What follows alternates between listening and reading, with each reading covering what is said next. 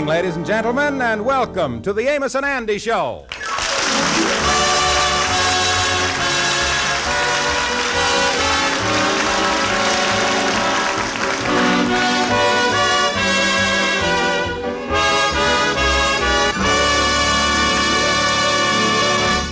Andy has always believed that it's impossible for women to resist his charms. He's even further convinced of that since a little incident which took place this afternoon. At the moment, he's in his office about to tell Amos and the Kingfish what happened. Oh, I'm telling you, fellas, I'm thinking serious of getting me a whip to keep these women's away from me. Oh, they're still after you, huh, son? Oh, yeah, they hounded me to death. I wonder what there is about me. Well, Andy, I was always hear that there's three things that attracts women. Mm-hmm. Money, personality, and looks. Yeah. And after looking you over, Andy, all I gotta say is that there must be a fourth one. Now, listen, don't get sarcastic, Kingfish. Let me tell you what done happened this afternoon. Uh-huh. I was walking along Lenox Avenue when all of a sudden a woman rushes up to me and she say, "Harold, is it really you?" She called you Harold, huh? That's right. Then she started telling me how happy she was to see me again and wanted to know where I'd done been and all that stuff. Yeah, that's kind of a strange thing, all right, ain't it? Oh, yeah. I'm going to stay in the office here all afternoon. Oh, I'm telling you, 'tain't safe for a man as good looking as I is to be out on the street in the daytime.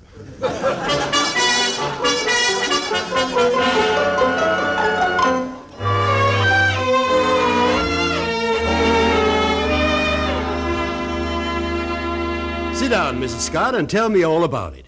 You say you have found your husband? Yes, Dr. Seabrook, and I'm so excited I can hardly talk. Yes, go ahead. Well, I saw him on the street. My heart almost stopped. I said, "Harold?"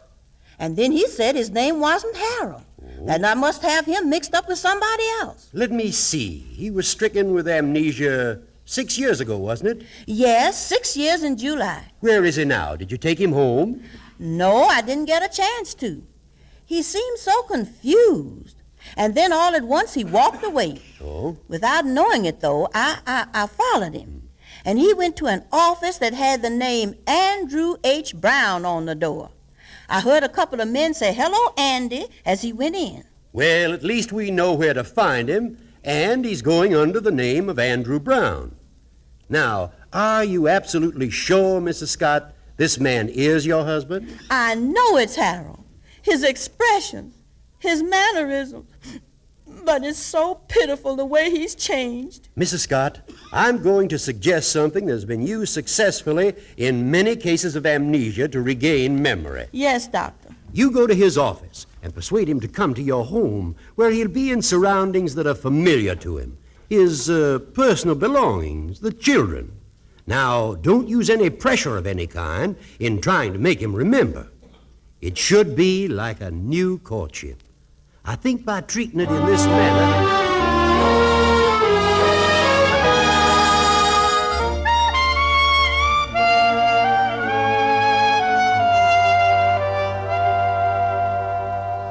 Now, Brother Andy, me and Henry here has got a great proposition. That is, if you can dig up a little loose cash. Yes, Andy, we're very enthused about it. Yeah, well, what is the deal, gentlemen? We got the whole idea for a big new company worked out on paper. Here it is right here. Kingfish, read Andy the purpose of the company as outlined. Oh, yeah. Now, it says here, purpose of company. Our company is incorporated in the state of New York for the purpose of making as much money as we can within the laws of said state. Yeah. Now, the next thing here is the heading called products to be manufactured. Mm-hmm. Any and all things for which there is a demand, and if there ain't, we make something else. You see, Andy, what we do, we keeps the thing wide open, what we call flexible. Yeah. Yeah, now till we find out what we're going to make, that is the general setup. Now, what do you think of it up to now? Now that you done hit it? Yeah, well, except for being incorporated, how is this any different from not being in any business at all? Well, to tell you the truth, Andy... Wait a minute. Come in. How do you do, Mr. Brown? Uh-oh. Hello. I hope I'm not interrupting anything. Oh, no. Well, I'm the woman that stopped you on the street this morning. My name is Eldora Scott. Pleased to meet you again, Miss Scott. This is Mr. Stevens and Mr. Van Porter. Glad to know you. Charming to meet you, Miss Scott. Charming. Thank you. Well, then, me and Henry will go over to Henry's office and see if we can't get this company more flexible than it is. I'll walk over there with you, fellas. Oh, please, Mr. Brown. Could I talk to you for just a moment? Well, all right. Well, we'll see you later, Andy. Goodbye. Goodbye. So long. Do you mind if I sit down? Why, sure. Go ahead. I hope I didn't interfere with any business conference. Oh, no. Me and the fellas was talking about opening up a flexible thing here, incorporated in the state of New York. They're going to manufacture something somebody don't want or something. I guess you thought it was strange the way I acted on the street this morning. Well, yeah. But a man like me gets used to that stuff. When you ran away from me this morning, I followed you to your office here. Yeah, I was wondering how you knowed where to find me. I just couldn't stay away. I wanted to see you again. Yeah, you sure is got a bad case of me, ain't you? Listen, Harold. Excuse me, the name is Andy. All right, I'll call you Andy. Andy, would you come up to my house this evening to see me? Listen, Miss Scott, you was a pretty gal and a sweet gal, but I happens to be right in the middle of a previous romance, so why don't you drop around in a couple of months from now?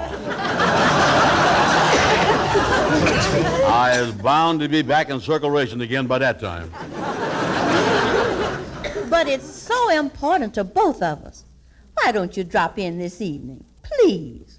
Well, all right, I'll drop up for a few minutes, but I can't stay long.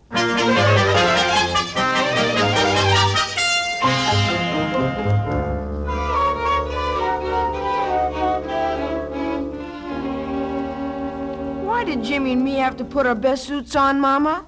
Because I have a big surprise for you both. What kind of a surprise, Mama? Well, Papa's coming home. Papa? You mean our own real Papa? Yes, dear. Papa's been gone an awful long time, hasn't he? Yes, dear, but the important thing is that he's back. Why was he gone so long? Well, I've explained all this before to you. Of course, we haven't talked about it lately, but Papa had amnesia. What's that? Well, amnesia is when you lose your memory and can't remember who you are, or where you live, or anything. We don't know what happened, but he might have fallen and gotten a blow on the head. Is Papa cured of it now? No, not quite, but he will be soon. How do you cure it, Mama? Oh, there are many different treatments, Jimmy. Very often, the same thing that causes it can cure it, too. Oh, that's probably Papa now. You boys stay out here in the hall. I want to talk to him alone for a little while in the parlor. Then you can come in. Do you think you'll remember me and Jimmy? Well, maybe not at first. But remember what I told you. Stay there in the hall till I call you.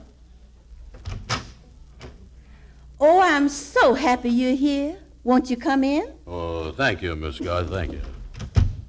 Say, this is a pretty classy joint you got here. You live here all alone? No, I live here with my 2 children. Excuse me for protruding, but did you say 2 children? Why, yes. Well, sure was nice knowing you. I got to be running along now. Oh, please don't go. Come in the parlor, won't you? Well, all right, just for a minute. There now. Look around. Do any of the things here refresh your memory? Don't you remember who you are, Harold? Certainly I remember. Andy Brown. But before you were Andy Brown, who were you? Well, back in school, they used to call me the Sheik. Well, look at this photograph here. Do you recognize it? Say, that fellow look a lot like me, don't he? Got the same extinguished profile I got. Only thing, my profile stick out more around the stomach than his do. You know something? Oh, wait a minute, dear. Yeah. Frank, Jimmy, you can come in now. Darling, please try to remember. Hello, Papa. Papa, wait a minute, fellas. Wait a minute here. I ain't gonna be your papa. But Mama told us that. I don't care what she told you. I has been give the rush act before, but never with two kids helping out. Listen, Jimmy, you and Frank go in the other room for a while. You can come back later. Okay, Mama. Listen, Miss Scott, I think I ought to tell you straight from the shoulder that... Please. I know it must be all confusing to you, but if you'll just be patient, stay a little longer. I tell you, I'll go in and make you a cup of tea, and I'll be right back. Okay. Papa. She's sure trying to snag me. I wonder what 'tis I got that makes women fall for me this way. I think when I dies, I'm going to leave my personality to science. Well, I might as well light one of these cigars and sit back and unlax in this easy chair. I ain't got to meet Madam Queen for an hour. You know something, Frank? He didn't act like he remembered us at all. I'm kind of glad he didn't. He looks like an awful bum, doesn't he? Maybe he wasn't that bad when Mama married him. Say, I've got an idea. Do you remember how Mama said a blow on the head might cure him? Oh, sure, I remember. Why? What do you say we sneak in and cure him? Sure. Then he might remember us. Okay, now don't make any noise. Wait a minute. Let me have that vase. I want to hit him. Why should you hit him? He's my papa just as much as he's yours. And besides, it was my idea. Oh, all right. Shh, quiet now. There he is in that easy chair with his back to us. Sure is nice and peaceful here. Yeah, I might even let Madam Queen wait a half hour for me. Oh.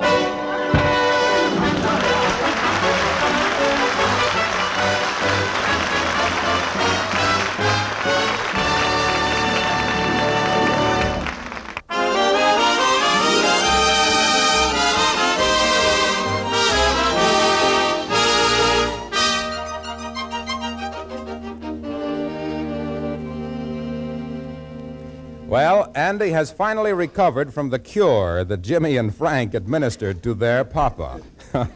Right now, Andy is back in the office telling the boys all about it. Oh, I tell you, them kids really smacked me with that vase. I done always said that I never ought to take off my derby in a strange house. Boy, I really got a sock. Tell me this, why do you suppose the kids done that, Andy? Well, I don't know. When I come to, the kids wasn't there, and their mama say they were just trying to help me. Helping you, huh? Kids sure is funny nowadays. Well, I personally have always felt that children should be seen and never should not slug nobody. Listen, Andy, with the money that Mrs. Scott has got, you can afford to let them break vases over your head all day. What'd you say about money?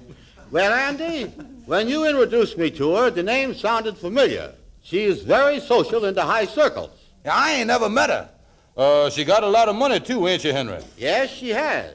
My wife says she's exceedingly wealthy. Mm-hmm. And on top of that, I was talking to Fred Wendell this morning, and he was telling me that her husband disappeared about 6 years ago.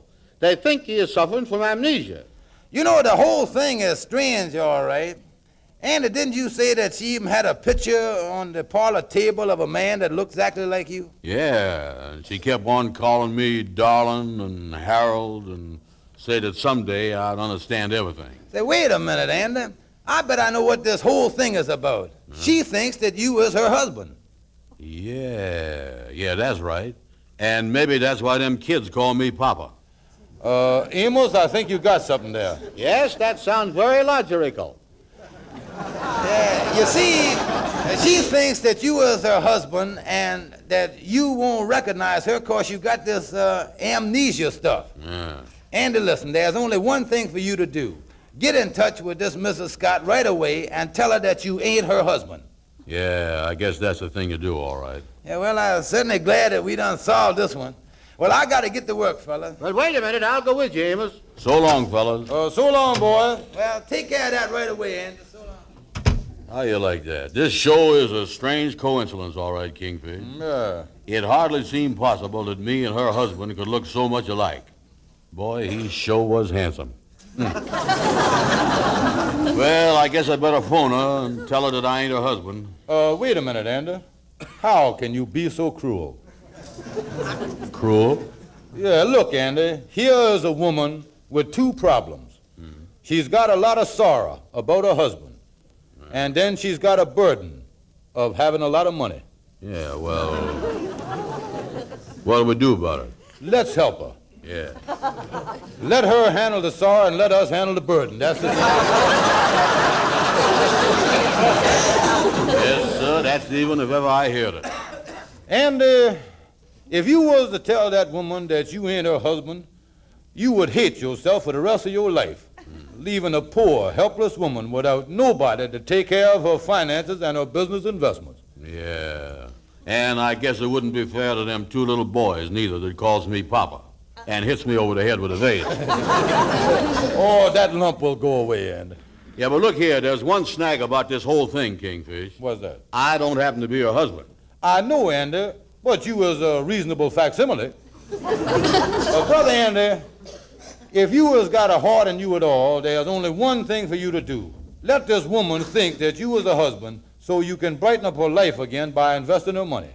Yeah, I guess that's what I ought to do, all right. Yeah, and that way, why, we can kill two birds with one stone. You remember that flexible proposition that I done talked to you about this morning? Oh, sure. Well, we can invest her money in that. Protect the principal and guarantee her 20% return at the same time. Yeah, well, the least I can do is be a good husband to that money. Yeah. Now listen, Andy, I tell you what I'm going to do. I was going up myself and see her right away. Well, what's the idea? Well, now look here. The first thing I'm going to do is to convince her that the way to get back your memory is to finance you in some business. Uh-huh, yeah. Now, another thing. You don't know nothing about Harold. No. You don't even know Harold's middle initial. You don't even know your wife's maiden name. Yeah, that's right. Now, during the conversation with her, I'll get all that information for you, see? Yeah, that's good. Yeah, I'll hurry over right away, because every minute we waste is costing her money.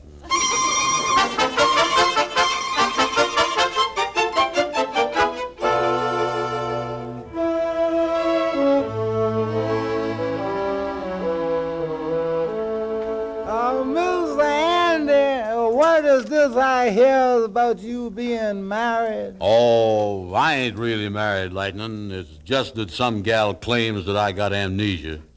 What is that?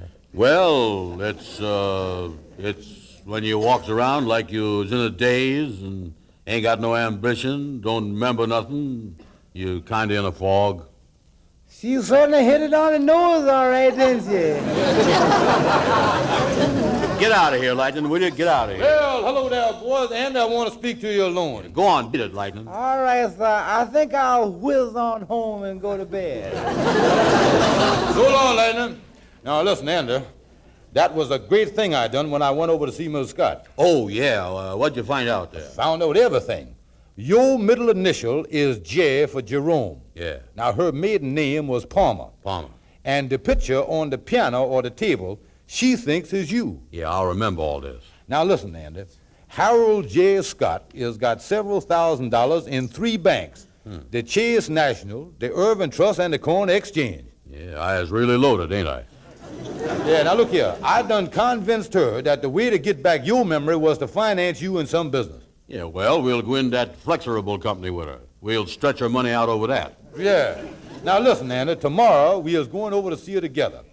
Now when we get there, be very clever and let her know that your middle initial is J for Jerome. Yeah. And then casualty drop that her maiden name was Palmer. Yeah. And then recognize the picture of yourself on the table or piano there. Kind of work it into conversation easy like. Yeah, leave it to me. Andy, you has got thousands of dollars in all the banks in New York. Yeah, well, there ain't but one thing that worries me now about going over to her house tomorrow. What's that? Who was we going to borrow the car fare from to get there on?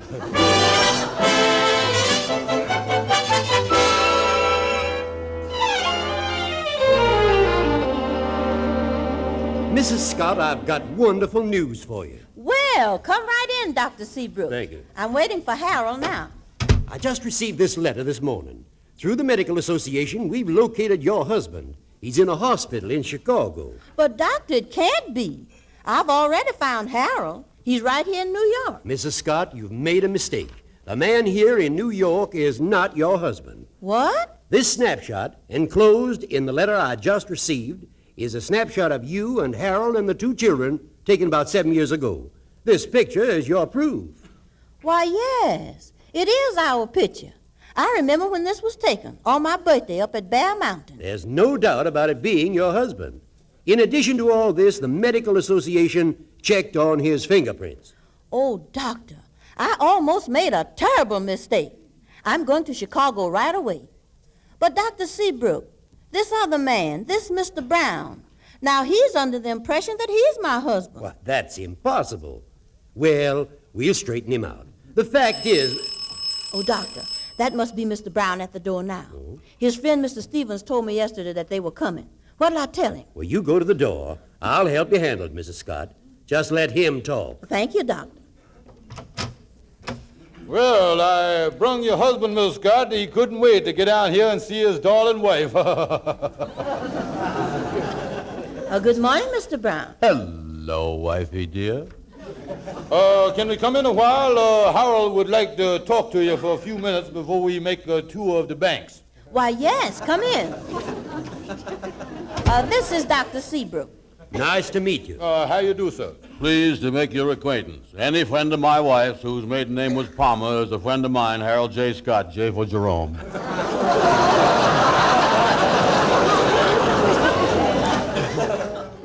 Let's go in the parlor and look at the picture of myself. There ain't no two ways about it being me. By the way, I understand, Mr. Brown, that you had amnesia. Oh, yes, sir. He had a bad case, Doc, but he's starting to remember things now. Chase National Bank, Urban Trust, Corn Exchange, and all that stuff, yeah. Mr. Brown, there's something I must tell you. Harold really coming along great, Miss Scott. The one thing that he remembers better than anything else is that yesterday you said that you was going to put him in business. But I must tell you Where is them two sweet little kids of mine? I sure is missed them. Mr. Brown, I've made a terrible mistake. You are not my husband. Hey, what you mean he ain't your husband? Mrs. Scott's husband has been located in Chicago. Yes, there's no doubt about it. The fingerprints have been checked. Now, wait a minute. After You all... wait a minute. You're nothing but an imposter. And you're undoubtedly trying to defraud this woman. Well, here, everybody, wait a minute here. Now, everybody, listen. I got something to say here, too. All right, so Mr. Brown ain't her husband. Who started this thing, though? Mrs. Scott here done stopped him on the street. He didn't stop her. That's true, Dr. Seabrook. Yes, but the fact remains that this man knew he wasn't your husband. Well, listen here. It so happens that we was going through with it to help Mrs. Scott here with her finances. We was trying to help her now, and that's the truth. Doctor, I think I have put these men to a lot of trouble, and I really started the whole thing. I think they deserve some sort of compensation, and I'm willing to pay them for the trouble. Yeah, that's a fair thing to do. Well, you do whatever you want, Mrs. Scott. Tell you what I'm going to do. I'll run down the railway station and see if I can get you a ticket to Chicago. Oh, that'd be wonderful, Dr. Seabrook. I'll see you later. Now, if you'll just step back into the library, I'll make out a check for you. Yes, ma'am. You stay right here in the easy chair, Andy. Oh, wait a minute. Don't you think that I... No, you stay right here, Andy. I got a lot of experiences in this compensation stuff. Yeah, okay, I'll stay here then. You know, Mrs. Scott, that fella Andy... Mama, can we go in and see Papa? Well, I'd rather you wouldn't, boys. Why not? Isn't he cured yet? Cute little fellas, ain't they? Oh, gee, Mama, I can't understand why he isn't cured. We tried to help him. Yeah. Do you suppose we didn't help him hard enough? Boys, I'll explain everything later. Right in here, Mr. Stevens. Say, Frank, come here a minute, will you? Now, about this compensation, Miss Scott, you done caused Mr. Brown a lot of trouble. Now, we'll forget about that, but getting hit on the head with a vase is something that you can't forget about. Well, what about $50? Now, wait a minute. The scale price for getting hit on the head with a vase, that happens to be $100. Now, that's what they're paying all around town.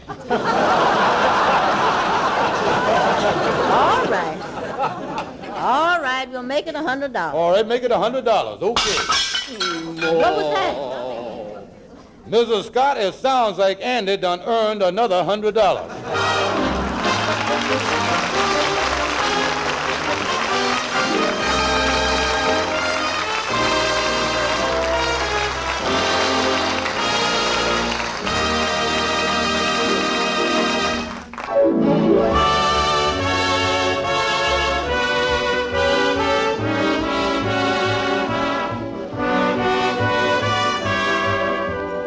Next Friday night at this very same time, please join us for another Amos and Andy show. For at that time, Amos and Andy will present a special Good Friday show. Our program is broadcast to our armed forces overseas.